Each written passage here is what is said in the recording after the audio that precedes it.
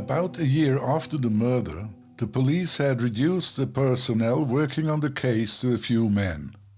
They mostly collected, followed and verified still incoming reports and observations, but did not actively investigate new leads anymore, simply because they did not get any. One of the investigators remaining attached to the case was Max Jäcki. In December 1976, we closed the office in the restaurant in Seven and transferred everything to Solothurn, where we were allocated our own office. I myself was involved in the case on a daily basis until 1983. I didn't do anything else. We continued to conduct interviews, mainly in the Basel area. I got to know the town very well, but we didn't really gain any new insights. We verified and filed information that came in, but every month the number of leads decreased until in the end, practically nothing new came in. The investigators, of course, were criticized, but gradually the case slipped off the tabloids and lost the interest of the public. That is until October 1996, when a sensational discovery moved the case overnight once again into the spotlight. A sensation occurred that rightfully was considered a real game changer and gave the investigators new hope that finally the murder would be solved. This is lead number 9424, episode 4 of the Seven Murder Mystery, an investigative true crime podcast by Playground Media Productions. Produced, written and hosted by me, Rudolf Eisler. The presumption of innocence applies. The town of Olten, with a population of around 20,000 inhabitants, is a picturesque medieval city situated on the river Aare, about 30 kilometers southeast of the murder site. After a period of decline, it grew rapidly in the 19th century as a major railroad hub in Switzerland, conveniently located at the junction of the main lines Zurich, Basel, Bern and Lucerne, all of which are within 30 minutes reach by train. On Monday morning, September 2nd, 1996, 20 years after the murder, Marco Sembinelli, 49, an employee of a local construction company, was on his way to work. Today's job was nothing new or extraordinary. He had to clear out an apartment in Olten to get it ready for a subsequent ground-up renovation. Having dismantled the kitchen cupboard and sink, he reached around the back panel to disconnect the electricity and drain pipes. And as he reached into the cavity, he discovered a plastic bag and pulled it out. Sembinelli has meanwhile passed. But here is the audio of an interview he gave for a documentary produced by Swiss Television in 2001. Wir sind in Olten am Ritterweg 1, wo wir vor 5 Jahren 5 years ago, we were in Olten at Ritterweg 1 with a renovating job. We had barely gotten started when we discovered a green plastic bag in a space behind the kitchen. Among other things, it contained a gun plus other materials such as maps, letters, and so on. At the time, I had no idea what this was all about. If someone had offered me $50 for the gun, I would have sold it straight away. But then I took it to a local gun dealer. I put the bag on the table and said, "Have a look at this." He inspected the gun for a minute and then called the police. A few minutes later, a policeman turned up and asked where I had found it. I told him and said, "You do with this what you want, but I have to return to the construction site. I still have work to do." Hardly had I returned when 3 investigators showed up and we immediately stopped working. There are 2 things that are a bit odd about his recollection. Firstly, according to the police report, and we can assume they be correct, he had found not only 1, but 2 bags. The first one contained a Winchester replica, more exact an Uberti, model 1886, Yellow Boy, caliber .38 special. Its butt was sawn off and the barrel shortened. Instead of its original length of approximately 90 centimeters, this shortened version was only about half as long, approximately 46 centimeters or 18 inches.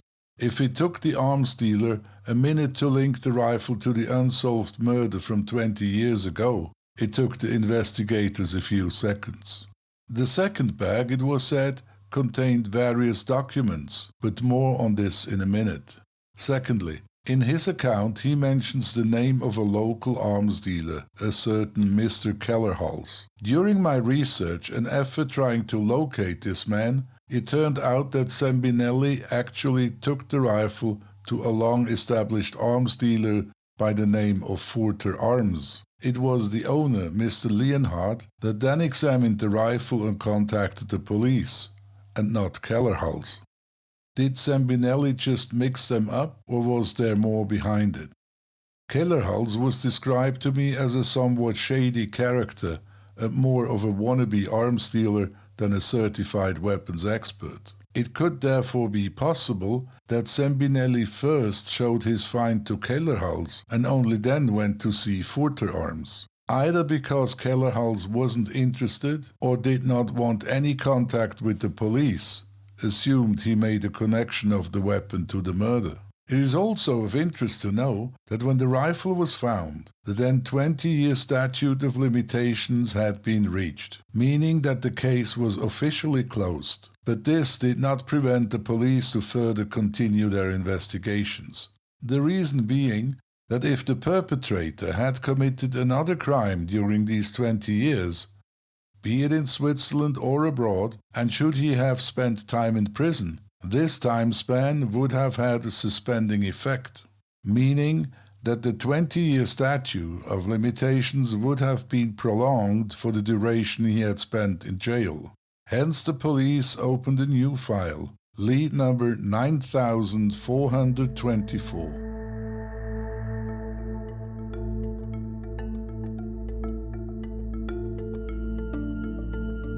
The rifle was immediately sent to Mr. Hartl at the scientific laboratories in Zurich, the same expert that 20 years ago examined the bullet casings found at the murder site and proclaimed that they came from a Winchester and not a handgun. After having test shot the rifle that Sembinelli found and compared the cartridges to the ones found at the murder scene, his assessment was finally confirmed. The Winchester Sembinelli had found was without a shred of a doubt the rifle that was used to kill the 5 people at the cabin. Finally, the police, albeit by coincident and not active investigation, had made a breakthrough. All that remained was to find out who the rifle was registered to. It took them little effort to do so. The Winchester was legally acquired from an arms dealer in Zurich in 1971, registered in the name of a certain Karl Arnold Bernard Dozer. Now let us quickly return to the other plastic bag Sembinelli had found. Oddly enough, recollections about its content vary greatly and are until this day a reason for endless speculations. Everyone agrees that one of the items it contained was Dozer's expired passport. But some sources, press reports, or testimonials also mentioned the following items: 2 pairs of glasses, a photograph of Dozer's father wearing a Swiss Army uniform, a letter signed by none other than Adolf Hitler addressed to Dozer's father. Furthermore, a map-like sketch with a plan of Saven and the cabin. Now let's listen in on the second part of Sembinelli's statement, when the interviewer asked him specifically about these items. The expired passport had a lot of stamps in it from various, mainly African countries. There were also letters, and this should be interesting for someone who deals with these kind of things. Among the documents was a letter signed by Adolf Hitler. The letter was addressed to Karl Dozer's father and dated August 15, 1936. I didn't make any connection with the Saven murders at the time. It was only when an official turned up 3 days later, telling me that the Winchester I found was the weapon used to murder the 5 people 20 years ago. That was the moment I had to sit down and take a deep breath. After having repeatedly listened to his testimony, I noticed a few things that seemed odd. Even more so when, according to another source, Sembinelli might not have submitted the rifle and documents to the police the day he found them, but a day later. This could be substantiated by the Kellerhals variation mentioned earlier. Maybe he only brought the rifle and the passport to the arms dealer and held back the other documents. After all, finding a letter signed by Adolf Hitler is not a discovery without significance. Such a document, even back then, must have had a considerable value. Furthermore, it struck me that he remembered that the letter was dated August 15, 1936. This, by the way, being the Saturday before the official end of the Summer Olympics held in Berlin. As to the content of the letter, he did not make any comment. But it is said that it contained some sort of acknowledgement from Hitler for Dose's father's activities. Sembinelli also remembered that the passport had expired and showed several stamps of African countries. All of this means that at one time or another, Sembinelli must have carefully examined and read the documents. When I asked retired investigator Max Jecki recently about these documents, he explained that he did see the passport, but never a letter by Hitler or a sketch of the crime scene. I would have certainly remembered that, he said. The annoying thing about the whole matter is that these inconsistencies could be clarified relatively easily and reliably if the public prosecutor's office would grant access to the files and archives. It would be of great importance to verify the content of the second plastic bag and being able to read these documents. Unfortunately, even today, 50 years after the crime, they still don't give access. At least, not to me. At the time I wrote this episode, I had submitted a very detailed written request to the prosecutor's office in Solothurn, where these documents and artifacts are stored. Almost 2 months later, I finally received their reply. Due to the public interest of the case, the prosecution had issued a special set of rules some 20 years ago, trying to minimize requests in connections to it. According to those, they had to decline my request because A. I had no legal education or background, and B. My interest is of a private and commercial nature. I could have asked the practicing attorney to file a follow-up request, but that still would not have solved the prosecutor's second condition. Once again, just like in the case of the Crystal Cave murders, covered in Season 1 of the Swiss Murder Mysteries, the prosecution, even though in a different canton of Switzerland, seems not to be eager to support independent journalists to investigate unsolved murder cases, even if they occurred more than 40 years ago and are not time-barred. Do they shy away from additional work? Do they have something to hide? I have no clue, but it does not make sense.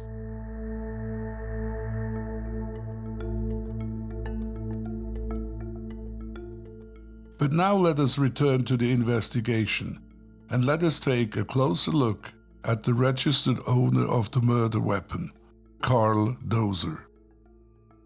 Karl Doser was born on August 8, 1948.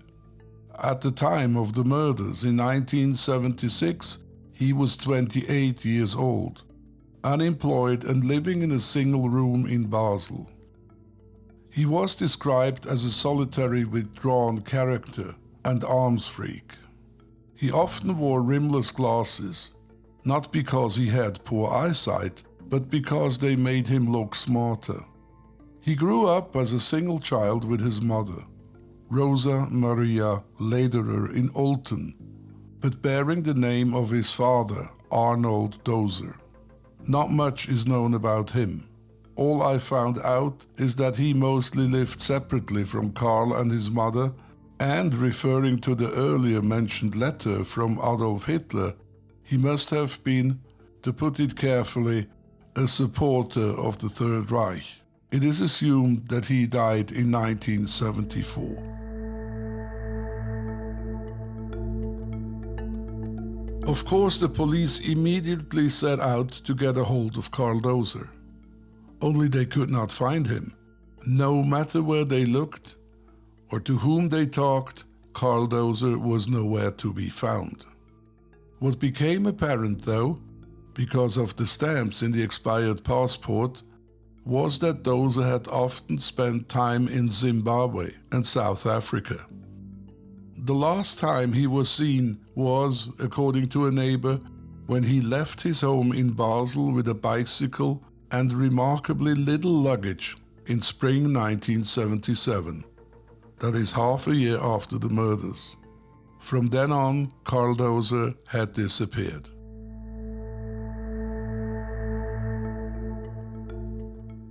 The next thing the investigators did was to compare his name to the list of 3,000 Winchester owners they had questioned 20 years ago, and to their profound astonishment, found his name in the records. Dozer, believe it or not, had been questioned 2 times shortly after the murder in 1976. 2 investigators had visited his 1-bedroom apartment in Basel and questioned Dozer about the Winchester being registered in his name. Dozer politely cooperated and voluntarily even presented 2 additional handguns he owned, a Colt Gold Cup caliber 45 and a Derringer Röhm caliber 38 special. Both were legally acquired, and without hesitation he presented the certificates and proof of ownership. But with regard to his Uberti Winchester replica, yes, he did own one, he said, but he had, after having it made dysfunctional, sold to an unknown person at a flea market some time ago. This seemed a bit odd, and to verify, the police set out to visit a friend of Dozer's, but the questioning of this man did not yield any useful information. Then the 2 policemen drove to Olten, where Dozer's mother lived, Rosa Maria Lederer, more precisely to Ritterstrasse 1, the very same address where 20 years later Sembinelli found the rifle. Her flat was on the first floor of a modest apartment building. Dozer and his mother had moved there in 1975. He got along very well with his mother, and even when he later acquired his room in Basel, he still came by regularly to see her. The investigators were welcomed, asked the mother a few questions, looked about the apartment, maybe even briefly stepping into the kitchen. But the mother knew nothing about her son's rifle. Not having a search warrant, there was little more they could or wanted to do. Satisfied with the result of their interrogation, the policeman shook hands, thanked her for the cooperation and left the apartment, unaware of their most likely immediate proximity to the murder weapon behind the kitchen panel. As a consequence, Dozer was not further questioned about his Winchester. His flea market story was duly accepted. Without a doubt, his flimsy answers should have set all alarm bells ringing for the officers. Dozer was not even questioned about his whereabouts at the time of the crime. This was certainly the first of many major mistakes made by the police, who, according to Robert Sigrist, had acted sloppily and highly unprofessional throughout the investigation. Karl Dozer's mother, Rosa Lederer, a seamstress, remained in the apartment for 3 more years, until she died as a pedestrian involved in a road accident in 1980. Karl, her son, was smart enough not to attend the funeral. If she knew about the Winchester and the hiding place in her kitchen is speculation. Fact is that after she had passed, the flat was cleaned and painted, but not renovated. Therefore, the rifle remained undiscovered. A new lodger, also a single woman, moved in, unaware that in her kitchen under the sink behind the wall lay the murder weapon of the Seven murder mystery.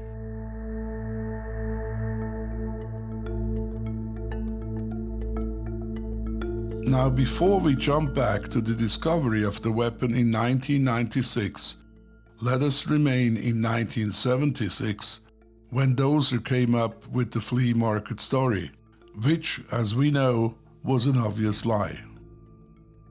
During my investigation, I was confidentially given a handwritten 10-page document. Its author, a retired police officer that has passed in 1996. He was personally never involved in the Seven murder case, but was part of the missing persons department in Basel. The document contains 2 sections and is entitled The Seven Murders, a Personal Recollection. For the time being, I would like to concentrate on section 1 of this document. It deals with his experiences when he was dealing with a normal missing person report. Unfortunately, the author is a bit vague as to when exactly the following happened, but knowing that Dozer was questioned in July and afterwards had paid 3 months' rent in advance, this brings us to November 1976. After that, he did not settle the rent anymore, which raised the suspicion of the landlord a month or 2 later. So section 1 of this document must refer to late 1976 or early 1977. 2 things are important to remember. A. The police officer who wrote down these recollections was part of the Missing Persons Bureau of the Basel City Police, and as such had nothing to do with the murder inquiries. And B. When the following happened, no one had brought Karl Dozer in context to the murders. He was just another missing person. Shortly after the disappearance of Karl Dozer, I was given the specific task of tracing his whereabouts. Normally, only the relatives of the missing person can apply for such a report card. Dozer, however, had no relatives in Basel. He lived in a modest room in an old dormitory. As the rent for his room was overdue, Mr. Fiorese, the owner of the dormitory at Florastrasse 16, contacted the police. At that time, each investigator was assigned 6 or 7 such dormitories to supervise. Florastrasse 16 belonged to my district at the time. I got in touch with Mr. Fiorese. Together, we visited the room of the missing Dozer. It was on the ground floor and part of a 3-room flat with a kitchen. The 3 rooms were rented out to individuals. Dozer's room was disorganized.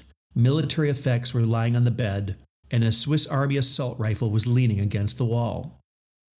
Together, Mr. Fiorese and I searched for useful items, such as documents, a farewell letter, valuables, and the like.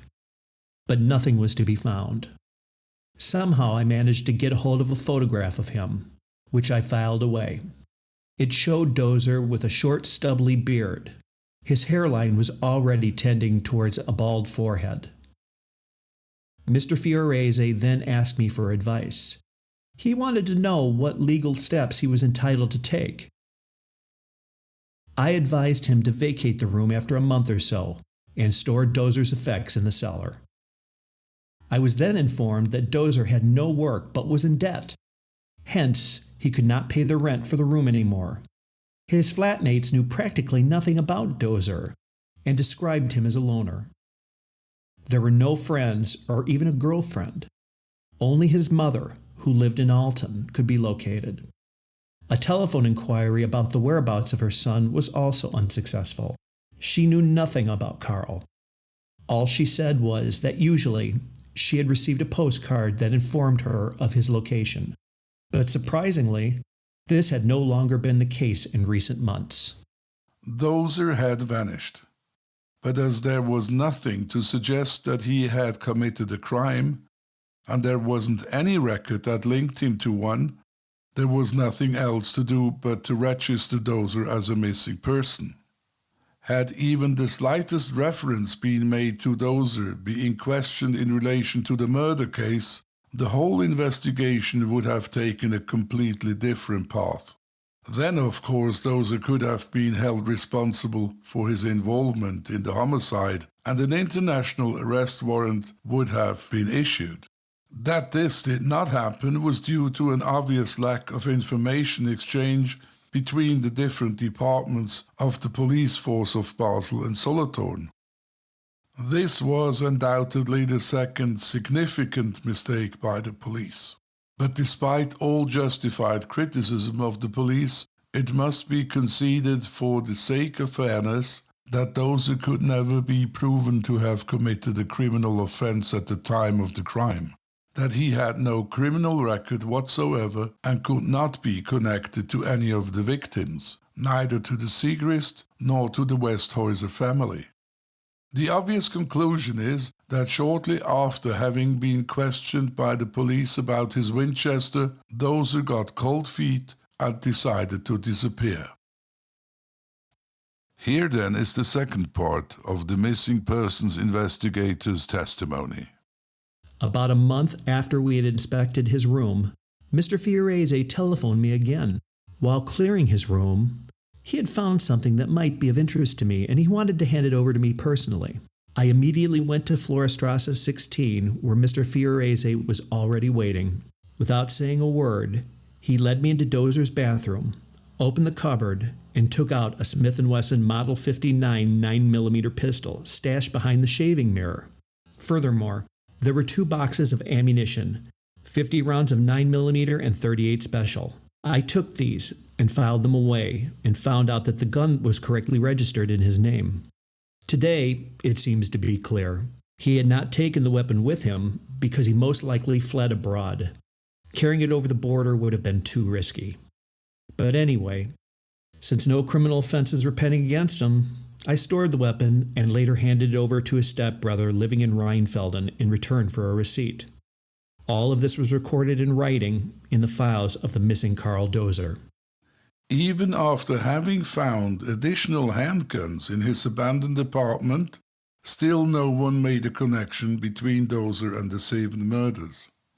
Neither the missing persons officer, nor his department, nor the investigators that were in charge of the murder case, simply because the relevant information was not shared. Adding to the police incompetence was that at no point in time, not even 5 or 10 years later, did they follow up on Dozer's flea market story. After all, it was still an open lead, but because nothing the like happened, Dozer was simply listed as a missing person for 10 years. When he still did not turn up, he was declared lost, and the missing persons investigators' records and files went into a cardboard box which disappeared in the police archives. This then brings us back to 1996, when the Uberti Winchester replica was discovered, and the investigators finally wanted to access Dozer's missing person files. Now here then is my informant's final testimony regarding that part. After the weapon was found, and still before the name Karl Dozer had been made public, I got wind of it and contacted the relevant department. They were astonished when I pointed out the name Karl Dozer, which was still being kept secret. I explained my involvement and briefly recounted the events described earlier. I then recommended that they look at the missing person files, but to my great astonishment, it turned out that these files could no longer be found or had been destroyed. I found that very surprising and highly questionable. In the weeks after the murder weapon had been found on September 2nd, 1996, the investigators were keen on keeping the information a secret for a while, hoping to resolve the murder quickly and secretly, probably also discovering a few mistakes they had made earlier. But despite their ensuing hectic activities, they still could not find a clue as to Dozer's whereabouts. What was certain is that he had a new passport issued in 1975, 1 year before the murders. But it was not known whether he had his passport renewed somewhere abroad later. Because there was no centralized passport register in Switzerland at the time, around 180 Swiss representations abroad had to be contacted to inquire about the possible processing of Dozer's passport. All the replies that came back were negative.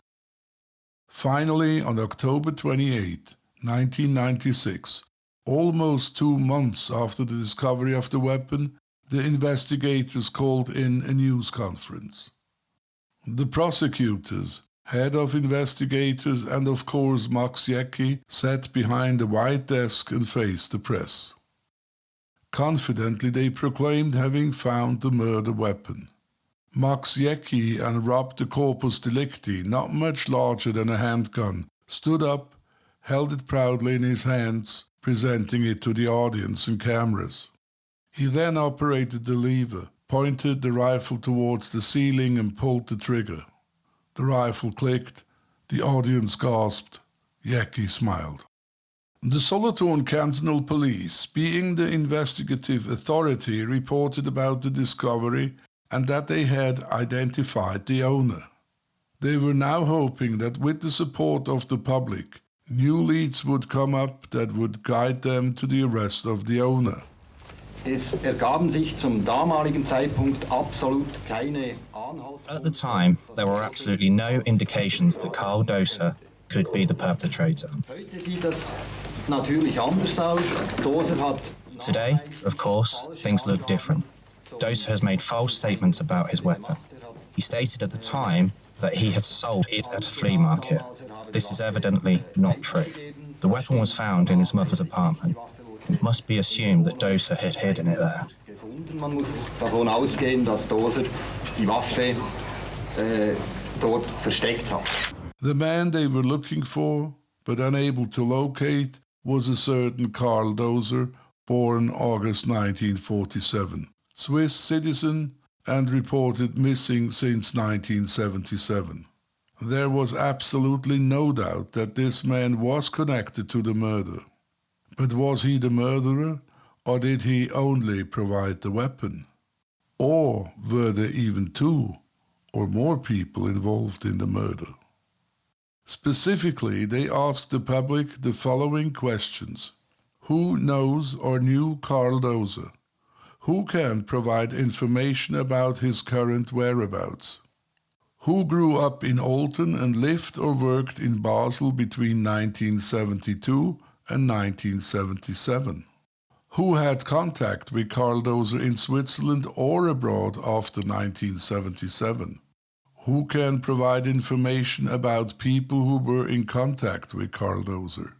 Who can provide further information in connection with the murder weapon? Together with the questionnaire, the police provided the press with 2 photographs of Karl Doser. These monochrome portraits depicted a mildly smiling young man, attired in a smart jacket and tie, one featuring him with a pair of half-rimmed glasses, the other without. Both photographs can be seen on our website at theswissmurdermysteries.com.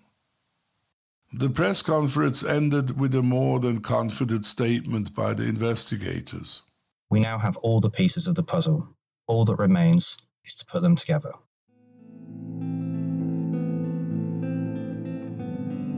Make sure to tune in to episode 5 of the Seven Murder Mysteries, The Fugitive, when we'll try to find out if their assessment was correct, who this elusive man was, and when a surprisingly new theory appeared with, for the first time, a possible motive. Now this was Lead 9424, Episode 4 of the Seven Murder Mystery, an investigative true crime podcast by Playground Media Productions, produced, written, and hosted by Rudolf Eisler. Available on Apple Podcasts or any platform of your preference.